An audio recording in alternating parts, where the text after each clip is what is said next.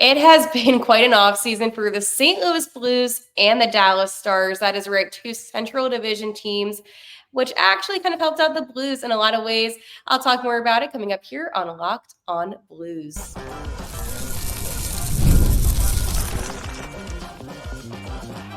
You're Locked on Blues, your daily podcast on the St. Louis Blues.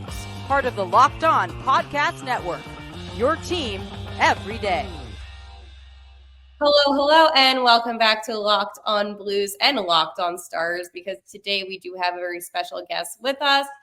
We have Joey, who is from Locked on Stars, and we're going to be talking about everything that has happened this offseason, where essentially the Stars have given us here in St. Louis some of their players, and we're just going to become a better team.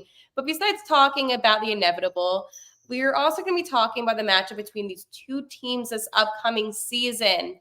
Also, Locked On fans, make sure you subscribe to this YouTube channel here in Locked On Blues and Locked On Stars to get up to date on all of the team's information. New episodes every single day. My everydayers already know that this is the number one place for Blues content. And if you're a Stars fan, then Locked On Stars is your number one place for Stars content.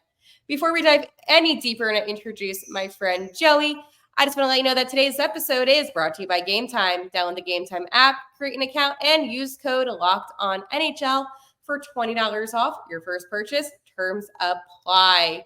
Hello, Joey, and welcome to Locked On Blues. Well, thank you so much for having me, Haley. It's a pleasure to be on here with you this afternoon. And the Stars and Blues have certainly had their history over the past few seasons. And I apologize to Blues fans. We couldn't give you better players than Ryan Suter and Radek Faksa. But hey, every team needs some guys to fill in some roster spots. So Suter and Faksa are yours. And I hope they perform admirably for all you Blues fans out there. That's really nice to say, considering the fact that I'm always bashing on the Stars throughout the season. But because the Stars are just such a good team consistently, and I know we're going to get into that later on in today's episode. But at least the guys that you gave us at least have some potential. So I want to talk to you about Ryan Suter. Tell me what Blues fans should expect to see from him. We all heard the rumors, he's bad in the locker room. This guy isn't a good presence. But now that he's been on your team for quite some time, what should fans look out for? Yeah, I always thought he was a really nice fit here in Dallas. And ever since he inked his contract here in Dallas, a lot of fans were out on him pretty early. I don't think he was given a fair shake from most of the fan base. I was pretty high on Ryan Suter for the most part, and I thought he performed pretty well here for most of his time with the Stars. Unfortunately for him, at 37 and 38 years of age, he was kind of thrown into a role that he couldn't necessarily thrive in late in his 30s, which was a top four role. For the majority of his time here in Dallas, he was playing with Miro Heiskanen, so he had to take on some of those tougher matchups. And I think Miro Heiskanen also had to elevate his play to make up for some of the weaknesses of Ryan Suter. But all in all, he really wasn't a terrible player. He does lack mobility. Most players do at 38 years of age, but he can still give you 15 to 20 minutes a night. He's not in his prime when he was in Minnesota, when he was playing almost 30 minutes a night. That's not the type of player you're going to get. And he has his miscues here and there, but he performed really strongly for Dallas in the playoffs for the most part. He did really lack and showed some regression against Edmonton in the Western Conference Final, but Dallas forced him to play bigger minutes. When he was put on that third pairing later in the season, once they acquired Tanev, Suter was really strong. And at this point in his career, he's a fifth to sixth defenseman on most contenders. And in St. Louis, he'll probably be on that third pairing. And at a veteran minimum, that's not bad at all. He's going to give you, 18 to 22 minutes a night. And I think that's really strong. You shouldn't expect much mobility and much offense out of him, but he's a veteran player and a veteran presence. And in Dallas, what really helped some of those locker room issues was just the leadership Dallas already had. When you have kind of three captains in the building when you had Jamie Benn and Pavelski there. Suter was a captain. I think that all kind of got washed out. It also helped Pavelski and Suter both went to the University of Wisconsin, so there was some familiarity there. But I like Ryan Suter for the most part. It was the right decision, though, by Dallas to buy him out. They needed some cap space in order to make some moves in free agency, albeit not the ones many Stars fans wanted. But they did address some of their defensive issues. But I think for the most part, St. Louis shouldn't have to worry about Ryan Suter too much at 38 years old. And he shouldn't either. He's getting paid by 3 Central teams now. Yeah, I mean, it's funny. I mean, when you think about, players, a lot of them do stick to their divisions, which I'm seeing this offseason. But it's interesting what you said, because obviously Suter would be on the third pairing. St. Louis is, as you know, is not the strongest when it comes to their defensive players and the core right now on defense. So when you said that he played those 18 to 22 minutes, that's where I thought he was going to fit in with the Blues quite well. He's a good, veteran leader. He is getting older, which is a little concerning. But again, those 1 years are really nice because, if it doesn't work out, you're essentially done with him. Now, coming from the Dallas side, I'm curious, were Dallas fans upset that Suter signed with the Blues? Or do they look at this as, hey, the Blues are not going to make the playoffs, he gets to play another year of hockey? Or do they look at it as in, oh, wait, this is going to help out a team in our division. This is not good. Yeah, I would say it's pretty mixed. What's really interesting about Ryan Suter is after free agency took place on July 1st, when Dallas brought in Matt Dumba, Labushkin, and Brendan Smith on some short-term deals, you had a lot of Stars fans that didn't like Ryan Suter necessarily, almost clamoring to have him back because they were like, what was the point of bringing in what some people think are just shadows of Ryan Suter in a lot of ways, and they almost wanted him back. But I think for the most part, Stars fans are pretty indifferent on the situation. Yeah, it helps a Central Division foe, but I think many Stars fans think they're a step above St. Louis, whether that's a bit rude to say. But I would like to refer to the time that we won the Stanley Cup in that is true. And the Stars have lost many Stanley Cup champions recently. I think it's now 5 out of the 6 times they've made the playoffs, they've lost to the eventual Stanley Cup champion. But I think watching the Stars this year, by the way. Mm-hmm. I had, and I've said this on Locked On Blues, and I've said this all over, I had the Stars winning the Stanley Cup back last August. Yeah, I think many teams did. And look, many Stars fans believed it too. It felt like the year, right? Everything seemed to be coming together. They had a strong regular season. Yeah, they win the West, and they were killing it. And then boom, Edmonton and Connor McJesus came to town. Am I the only person that cannot stand the Oilers? Yeah, I think I could be on board with you there as well. I don't want you lost to them, and they ended up going to the finals. I don't want the Stanley Cup to return to Canada either. No. Let's keep it in the United States. So against that, that's why it's funny whenever I talk about, and this is an interesting conversation about Suter, but I said this on Locked On Blues a couple weeks ago. When the Blues won the Stanley Cup, I hate to bring that up to bring some bad memories for you, but for me, this is great. I love talking about it. We signed a lot of players that year to 1-year contracts. Mm-hmm. If you recall, I know he's with Chicago right now, but we hate Chicago, Pat Maroon. But St. Louis native, of course. But we signed a lot of guys to those 1-year contracts. And I feel like that's when the team was the strongest, because you brought in players that, hey, they're not going to last long term, but you hope that they can have a lasting effect on, the younger players. So since this is a crossover and we're talking about Suter, is there any guy that Dallas has right now? Because I want to know about the Stars too, that you feel could be a good mentor to the younger players on the team that you recently acquired, or, even a couple years into the season. Well, not the season, but his time with the Stars. I don't pay attention to Dallas. I'm going to be honest. So I'm curious, since this is a crossover, if you have a guy that comes to your mind. Yeah, I mean, multiple come to mind here in Dallas. Of course, Joe Pavelski has been a fantastic mentor. Obviously, he's retiring. At least that. Yeah. When you talk about Joe Pavelski, you probably know this, but I say it all the time. Mm-hmm. he played the most games after being drafted in the 7th round. Yeah. I mean, from being a 7th rounder to playing that many games and to be that effective, is pretty unheard of. He's sort of the Tom Brady. He was Yeah. drafted in the 7th round. He's Mhm. only played a handful of games compared to Joe Pavelski, but they're on the same list. I think they're only like 15 slots apart. So I've talked about that quite a you know when you have like that random hockey fact, you just talk about it? Yes, That's they just pop up randomly. But another guy I would show some love to is Matt Duchene, who of course came in last season, and he seemed to be a great locker room fit for players like Ty Dellandrea. He's now been traded to San Jose, but other players like Wyatt Johnston and Logan Stankoven, some of these young prospects, and Johnston and Stankoven don't even feel like prospects anymore with what they've done over this past season. But Duchene has sort of been there, done that, right? He was a consensus like top 10 pick when he was taken.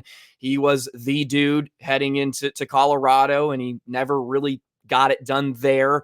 And then he was supposed to be the dude in Columbus and Ottawa, and it never really lived up to those expectations. Nashville legend. Yeah, Nashville as well, and he got bought out, and that also came into play here in Dallas's first year. But re-signing Duchene at $3 million was a no-brainer. I was a bit hesitant on bringing him back just because of the 6 points. Just because of 6 points in the postseason last year. You would expect a bit more out of him, but at $3 million, it's a no-brainer, and a guy that can give you 60 to 75 points in the regular season. And Duchene at this point in his career is a great complementary piece to players like your Wyatt Johnston, your Rope Hinson, Jason Robertson, where Duchene doesn't have to be that guy. He doesn't have to shoulder the load of trying to lead a team like he did in Nashville or Columbus or Ottawa, you name it. But he just comes in, he's a complimentary piece and a great veteran presence for young guys everywhere. And he's kind of seen it all, right? He's been in the postseason, but he had never made it past, I think it was the first round since he'd been in Dallas, if I'm not mistaken. I think it was the first time. That is true. That's why he went to the Stars. He wanted to go cup chasing.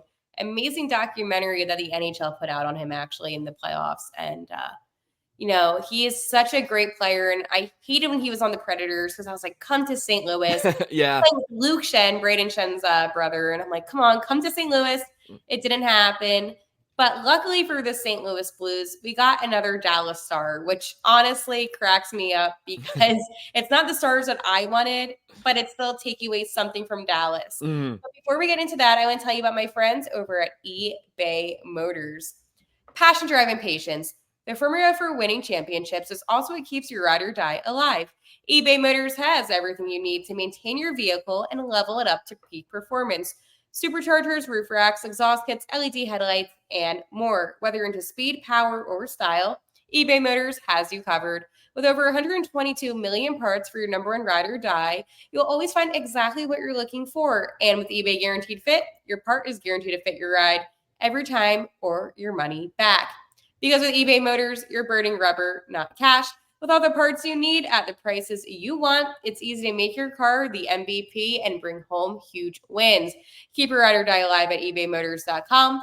Eligible items only. Exclusions apply. eBay Guaranteed Fit only. Available to U.S. customers. So it is time to talk about another guy, maybe one that I think a lot of Blues fans are more excited about than I am. I'm a little on the fence, and I need you to tell me, Joey. I need you to make me feel good about this. Tell me more about Faksa. Tell me more about what I need to expect out of him. Yeah, I mean, I really enjoy Faksa as a player, but he's going to be your fourth line center. Maybe he's going to be a bottom six player. And that's the problem. Yeah, that doesn't have a ton of offensive upside. He really is a defensive-minded forward. He wins faceoffs. He's good on the PK, so he'll help you out special teams-wise. But I wouldn't expect 15 goals out of Radek Faksa next season. I think it makes sense for St. Louis just to want somebody that can kind of fill in on the fourth line, and he gives you some minutes, but he doesn't really provide a huge offensive upside. He was a fan favorite here in Dallas for many years. He was a former first-round pick. He never quite lived up to the first round name, but a really solid player and a nice depth piece for Dallas for going on 6 years. And it's funny because over this offseason, I went into potential trades that included Radek Faksa and maybe Niels Lundqvist, which is a young defenseman on Dallas, that could be packaged together in order to find a right shot defenseman. That was what Dallas needed, was to address their right shot on the back end. And I chose the Blues actually as one of them for a player, maybe Justin Falk, who is, in his early 30s. Yeah, Parayko, right? Some of those guys. Unfortunately, it was just future cast considerations. So it wasn't future exactly. Considerations is a very valuable thing. You Absolutely. Never know. Like it seemed to be like, I consider giving you this. Never mind. Absolutely. But the reason for the move, what we believe is for the move to move on from Radek Faksa, was his $3.25 million cap hit. It opened up some more space for Dallas in order to re-sign Thomas Harley, which they could end up signing Harley long-term now, or it could be a short-term bridge deal. We don't quite know. It would be a great day to re-sign Thomas Harley, Dallas Stars, on this July 11th. So maybe they can get it done soon. But that was the main culprit for the move. They've opened up some cap space, and Dallas can continue to address what they truly need, and that's on the back end. Yeah, so the one thing that St. Louis needs to address, well, there's a lot of things besides the defense. Maybe the first two lines are fine. I really like having Robert Thomas. He was, if you don't know, this is a Robert Thomas fan club, this podcast. So hey, great player. Literally the best on the team. Then our second line, we have, Captain Braden Shen centering.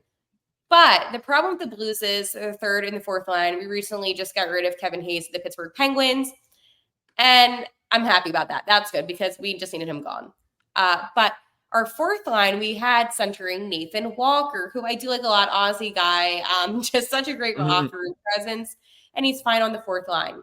So this is my question, and I'm talking out loud here, and I know that you don't want the Blues to succeed, and I'm okay with it. Stars, Blues, I get it. Do you think, though, that Faksa would have any potential thriving being in the third line, centering the third line? Or do you think fourth line only? No, I think he certainly could. In Dallas, he was just regulated to the fourth line because they had a lot of depth up front, especially this past season. I get you guys were a team. Yeah, I wouldn't see any issue for Faksa having to fill in on that third line. And he was primarily used in a checking role for years. They had Blake Como around him. Andrew Cogliano are some names many NHL fans know that have kind of bounced around in their careers. But if you put some pieces around him, Faksa can be a very, very productive player for you. So I don't see a big issue there. I am curious from your point of view as well, just based off the season. We'll take you back. Obviously, Craig Berube got fired pretty early. And obviously he was a fantastic coach. He won a Stanley Cup. From your point of view, and St. Louis bounced back nicely. I mean, they only missed the playoffs by 4 points to a Vegas team that seemed to be tanking towards the end, but they finished really strong. What do you think was the biggest change from Berube to Bannister that worked, or was it just the case that maybe it was time for Berube to leave? Because sometimes these coaches just seem to expire in places after a few years. Good question. Honest opinion, nothing.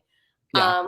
I believe that this team would have played the way that they did even if Berube was still here. Yeah. You sometimes have those flukes in the season. Now, what I will say about Drew Bannister is that he was the coach of the Springfield Thunderbirds, which is the Blues' AHL team. So a lot of the guys that did play on the Thunderbirds were used to Bannister. However, I will say this. Whenever a beloved coach is, fired wrongfully, in my opinion, but it happened, it sparks this type of fight. Like, we have to do this, to prove, that they were wrong in their decision. And by they, I mean, Doug Armstrong and management. Yeah. It's a really unfortunate situation because as a Blues fan myself and, just really loving, everything that Berube did for us. I mean, he comes in after Mike Yeo was fired, gets us the Stanley Cup, And then a couple of seasons later, because the Blues, I mean, now they missed 2 consecutive playoffs, but at the time it was only 1, they fire him. And I get the reasons why they did, but there was also a part of me where it's like, you need to respect the guys that get you those cups. And in that case, I felt like he was totally disrespected. Has a great opportunity now with Toronto and the Maple Leafs. Do I think Toronto's going to get past the first round? Probably not. With Furby, but it was a really weird season. Missing the playoffs was tough. I'm going to be honest. It was one of the most gut-wrenching feelings. We lost to the San Jose Sharks all through. Yeah. Hey, the Sharks gave a lot of team troubles. Look what they did to Edmonton early in the season, and they fired their head coach. Stars had to come back from 3 down to go to overtime at one point. Hey, Sharks can surprise you. It was awful. And what made it worse, though, too, about, missing the playoffs, it's also when you're 16th, overall when it comes to the draft. And I'm happy they got Adam Gurchek. I actually did predict him here on the Locked On Podcast Network mock draft that we did. So I think I'm like one of the only people that got it right besides the Locked On Sharks. Yes. But obviously they got Celebrity. Yeah. But it's not a good draft pick to have, especially if you didn't make the playoffs. So it just was overall not a good time. But Joey, you and I, we do have a lot more to talk about when it comes to the St. Louis Blues and those Dallas Stars. But first, I want to tell you all about my friends over at Gametime. All right, so you guys already know that Gametime is the best ticket marketplace for Major League Baseball, which makes getting tickets faster and easier. And the prices on the Gametime app actually go down the closer it gets to first pitch. So this is what you need to do, friends. You need to tell me why you haven't downloaded the Gametime app, because I use it when I want to go to all the Cardinals games.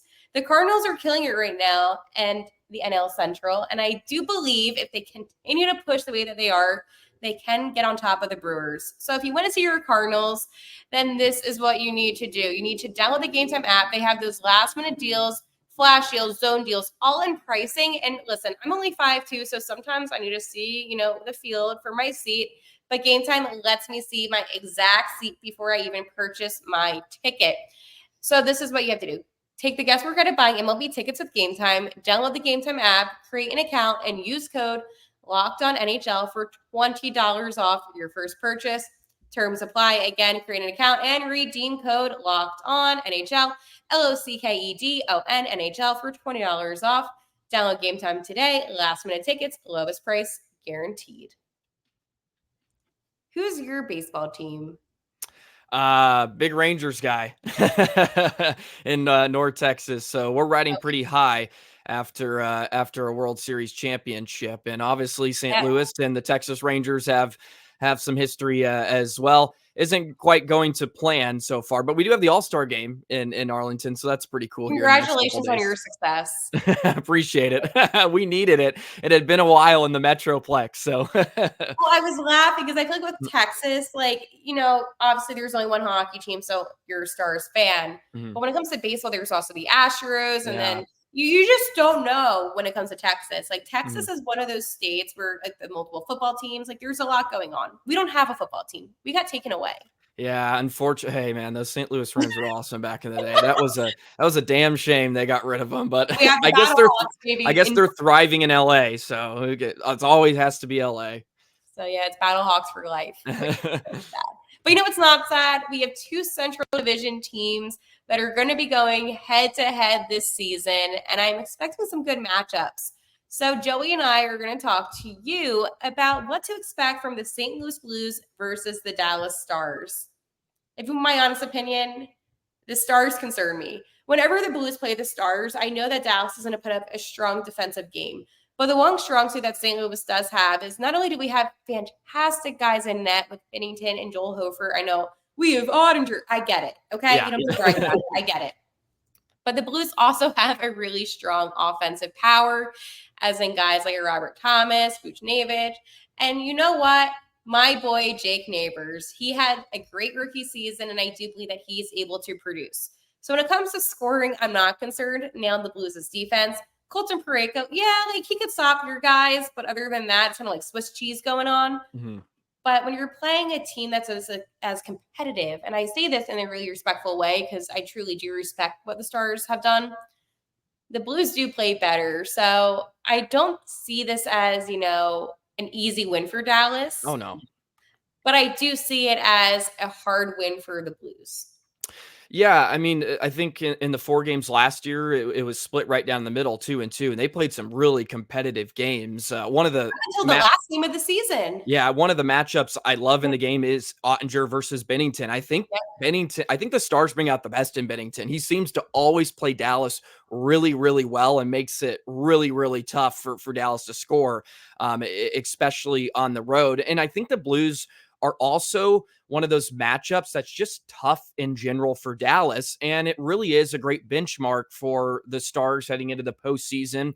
And I would put Nashville into that conversation as well, where they have guys up front that are just big and they have some size. And I think that is something Dallas has kind of struggled with. That's a matchup that hasn't been very, very comfortable for them in recent years. So I think St. Louis is a great matchup, and I love to watch Bennington and Otter duel it out. The opening night last year was fantastic. I mean, they went all the way to a shootout. So I would expect some more of that. And the Blues young players, as you mentioned, like Neighbors and Thomas. We didn't even mention Buchnevich, who's a fantastic player as well. So there's a lot of things to like from both sides. And yeah, I would say it's not going to be a cakewalk for Dallas by any stretch of the imagination.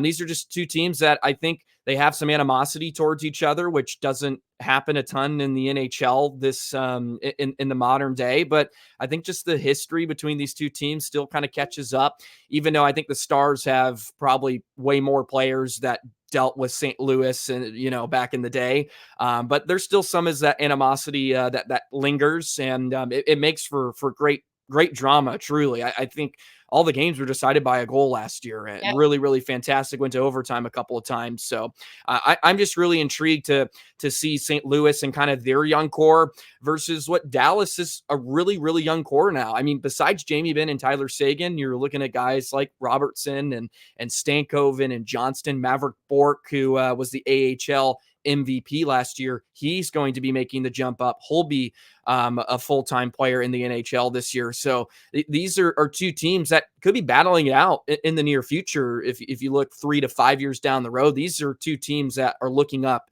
in the Central Division.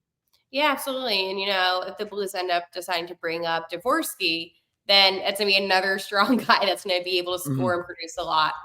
But what I like the most, though, about, as you said, the Blues and Stars being only one goal deciding, it takes me back to that last game of the regular season. I know for you guys can wear hockey. The Blues did not. And, in a game like that, the Blues knew that they weren't going to be in the playoffs. Dallas knew that they were going to be in the playoffs. But the battle that those teams had that night, it truly showed me why hockey is the best sport, because you had two teams that were technically fighting for nothing, but fighting for everything at the same time. I know, and Dallas ended up taking the win, and that's besides the point. But the point is, though, you do have two teams that are truly competitive with each other. So this is also brings me to the point. I was talking on Locked On Blues about who I think is going to be the top teams in the Central. And I have Dallas at number 2. Do you agree with that? And I want you to guess the other two teams that I had. So I want you to guess who I had at 1 and who I have at 3. Yeah, I would agree with you. I think Dallas has taken a step back, although tiny. I think they have taken a bit step back. And last season was the second best regular season in franchise history, and that'll be hard to match in general. I don't necessarily see that happening again. So 2, I think, is right where I would sort of have Dallas. I would think you have Nashville maybe at 1 after what they did in free agency, or you're sticking maybe with Winnipeg, who has Connor Hellenbuck. I have Winnipeg at 1 still. Yeah. And they yeah. And in Winnipeg, obviously they brought back DeMello, which was big for them. And say what you want about Winnipeg. I never thought of them as a real threat last season. I don't know why. Maybe it's Rick Bowness, and just because of what Rick Bowness did here in Dallas, it's just hang on for dear life until you can't hang on anymore. And Winnipeg was a team I was just like, yeah, like they're going to get bounced easily in the first round. And that may be just disrespectful, but that's just how I view Winnipeg. But hey, I mean, this is back-to-back years. They're in the top 3. And I know they cratered at the end of, the season prior, but I have no issues with having Winnipeg 1. And yeah, you would think Nashville would make a jump up as well. It's interesting in the Central in general, just because like Colorado has a lot of question marks with Nichushkin. Is Landeskog going to be healthy? Colorado's, they're going to fall off. Yeah. And St. Louis is that team to make the step. You would think the Blues are ready to make that step and kind of enter that conversation. But you know what team does give me a little bit of concern, and I think I underestimate them all of the time in the Central, because I'm like, oh, you're not going to be good. One player can't change a team. It is the Chicago Blackhawks. Mm-hmm. I'm going to have to be honest with you. I'm ignoring them. I act like they don't exist sometimes. I hate the Blackhawks. But as I did mention, they did sign my boy Pat Maroon, and I know he's not going to be an impact player. But with all the talent that they do have on that team, is it crazy for me to say, hey, maybe they're not going to make the playoffs, but there should be some concern now stimulating around the Blackhawks? And even Utah, I don't know what Utah is. Okay. Yeah. They don't even have a name. Like, I don't even know anything about it. All I know is that they're getting rid of players. They're getting young players. I don't know. But I am a little concerned. This is going to be their first year as a franchise. They obviously, they want to draw fans in. They want to win by doing so. What are the extents, that are Utah going to do to get that win? I don't know. Yeah. What I do know is this, though. The Blues will be in the playoffs as a wild card team. I really hope. Yeah, you're not going to get into it by being good in the Central. There's no way. No, I don't think you're out to lunch by saying that. I think the Blues should definitely be in that wild card conversation. And if they snuck into the top 3, I truly wouldn't be that surprised. I think every year there's a team that kind of surprises people. And Arizona, which is now Utah, was kind of that team last year. They were really hot off the start, and they really struggled. Yeah, Ingram got hurt, their goaltender, which really made them falter down the stretch. But yeah, I mean, the Hockey Club of Utah, like, they're aggressive. They're going out. They're getting players, like good impact players. Yeah, I think they're definitely going to be in the conversation. And, Pat Maroon, yeah, he may not be an impact player, but there's a reason Chicago went out and got Pat Maroon. That's because Connor Bedard.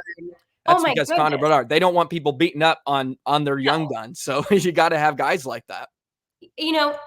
I think that we can come to a mutual agreement here. We don't like each other's teams, but we can both hate the Blackhawks. I know you don't have as much as I do, so I'm a pro, hating on the Blackhawks person. We play them in the we play them in the Winter Classic. Now that I'm like saying cuckoo banana things, but hockey season cannot come any faster. And I think with all the, what's going to happen during the season, it drives you crazy because it just makes you just want more hockey. But Joey, I have no doubt that you and I won't talk this season. We're going to have crossovers this season. Hopefully after the Blues come out victorious. You're going to say, and I know that you're thinking. Yes. No, well, thank you so much for having me on. I can't wait to reconnect down the line, and it'll be a lot of fun to see how it all shakes out. And Dallas gets Nashville right off the hop, so they get a new look Nashville Predators team, which will be really exciting. One last comment on Nashville. This is my last thing on Nashville. They're getting all these players, despite the fact that they're really good.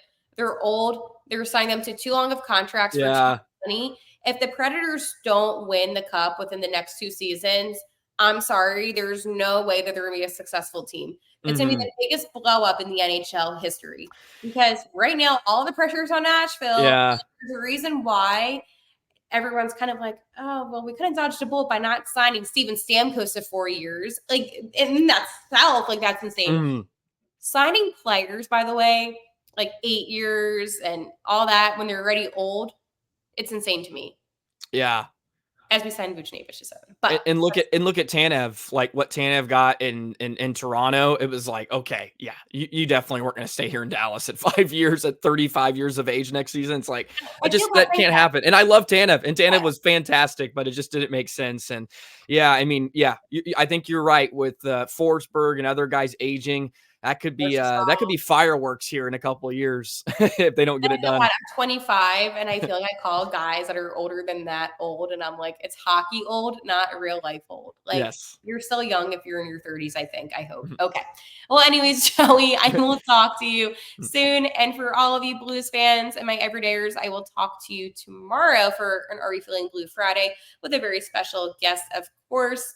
And Joey, if you have any plugs for your Stars fans, you can tell them here.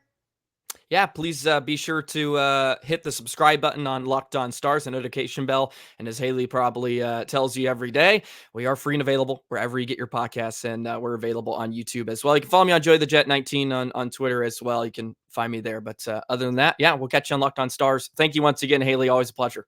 Always. And like always, let's go Blues.